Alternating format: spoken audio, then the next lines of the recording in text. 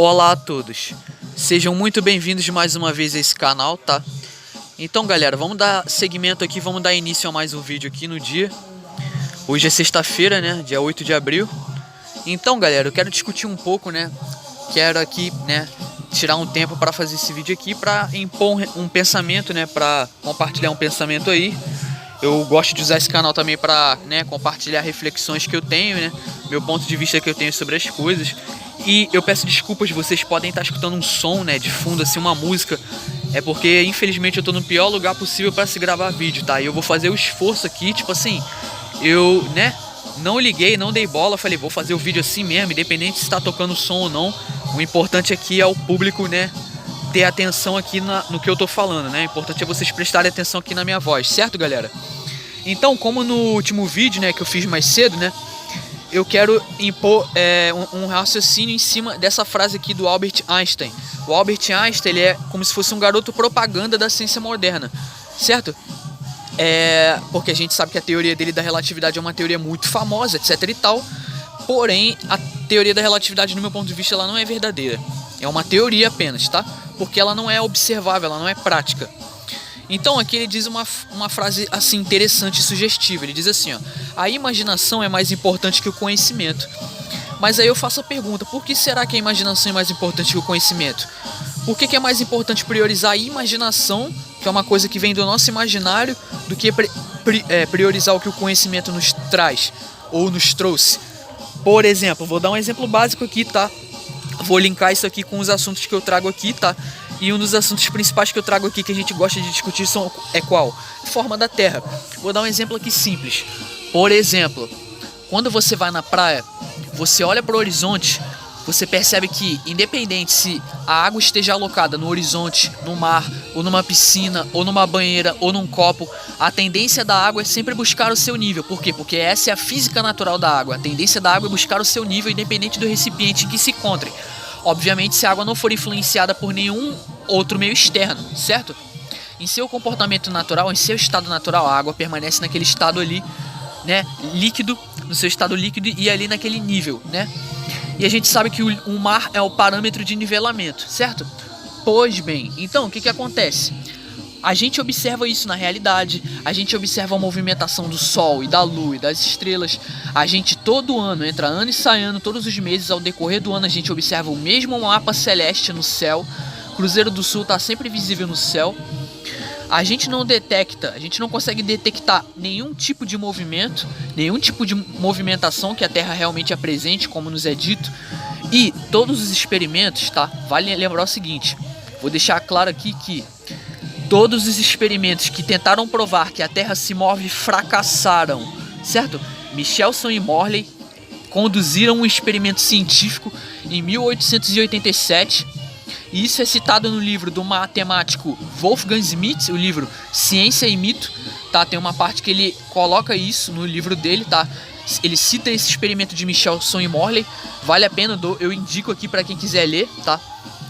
Ciência e Mito, do matemático Wolfgang Schmidt, o matemático do MIT, tá? E o MIT não é universidade pequena, peixe pequeno não, tá? É coisa realmente grande, certo? O cara não é, tá entendendo? O cara não é fraco, percebe? O cara é matemático, o cara tem uma formação acadêmica de alto nível. E o cara defende uma terra imóvel nesse livro, Ciência e Mito. Ele começa a expor muita coisa, né, que não é muito discutido nessa ciência de hoje. E aqui, a gente pegando esse exemplo que eu tô dando do formato da Terra, né, da planicidade das águas, da ausência de movimento, da ausência de curvatura em qualquer altura que você se eleve, você vê que o horizonte sempre vai se manter ao nível dos seus olhos, certo? Movimentação do Sol e da Lua e das estrelas. Ou seja, essas coisas nos evidenciam que vivemos sobre um mundo plano estacionário. Ou seja, eu não acredito que eu vivo sobre um mundo plano estacionário. Eu vejo acreditar. Eu acreditava que vivia em um globo. Agora, a Terra plana eu vejo. Por isso que eu acredito. Você tá entendendo? Então, para você olhar a realidade física, para você olhar a natureza, você tem que usar a imaginação.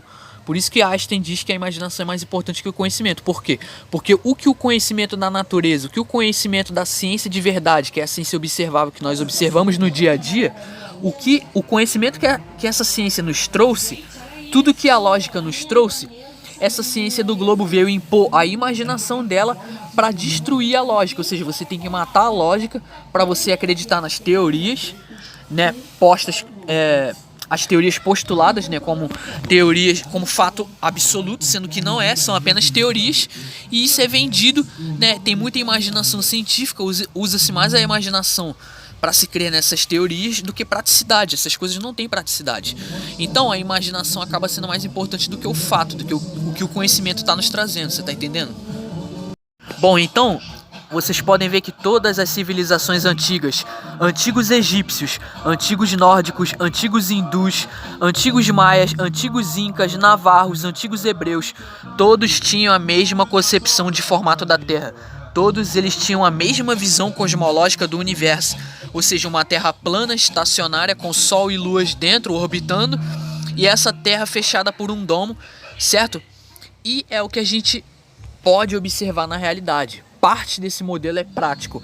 A planicidade das águas não mentem, nos mostram isso. A ausência de curvatura, ausência de movimento, movimentação do Sol e Lua, tamanho do Sol e Lua no céu, que são do mesmo tamanho, se você for olhar bem. Mas aí eles vão dizer, não, mas isso aí eles têm um tamanho aparente, isso é aparentemente, né? Dá a impressão que o Sol e a Lua têm o mesmo tamanho e diâmetro, mas o Sol é muito maior do que a Lua, né? Eles vão começar a inventar um monte de desculpa, né, pra tentar, tipo assim, interpretar o que eles estão vendo na realidade. Então, se você acredita no globo, você tem que chegar a várias conclusões absurdas, e é o que eles fazem.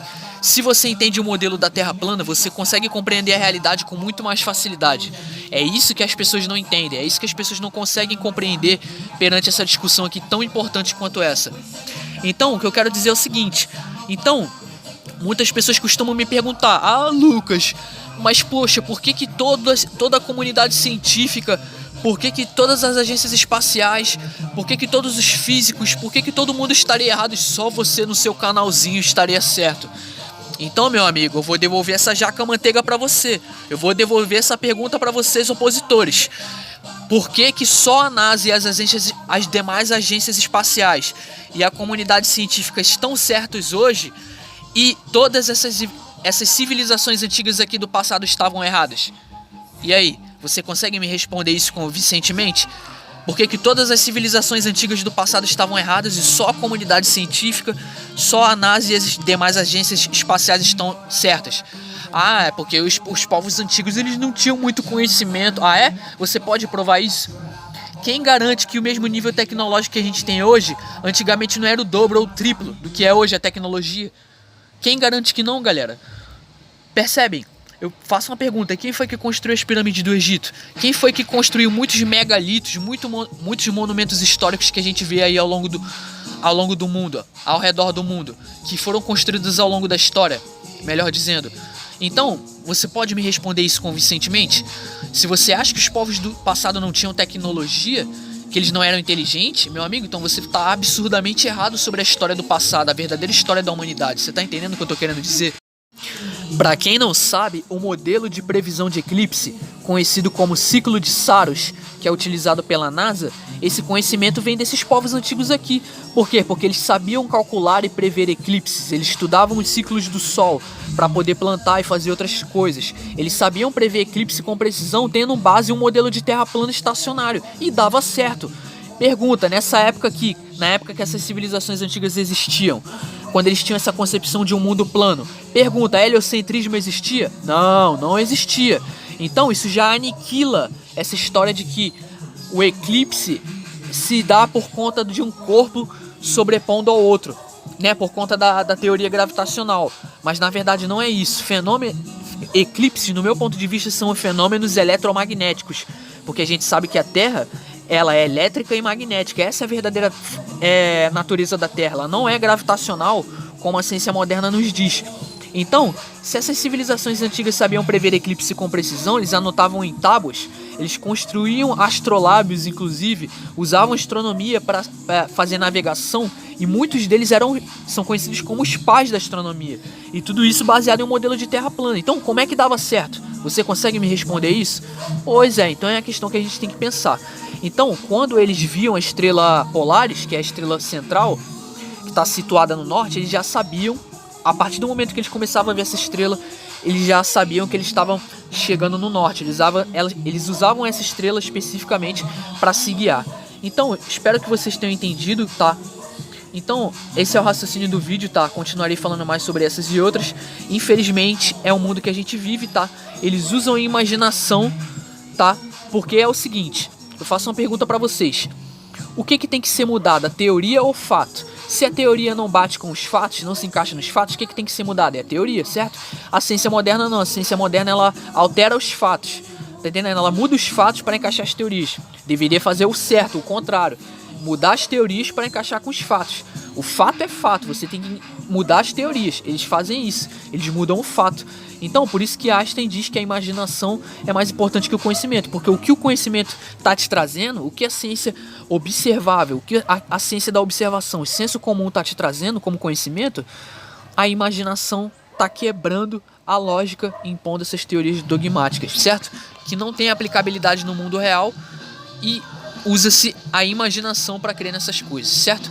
Então, muito obrigado pela presença de todos, dedo no like se vocês gostarem do vídeo, muito obrigado a todos pela paciência.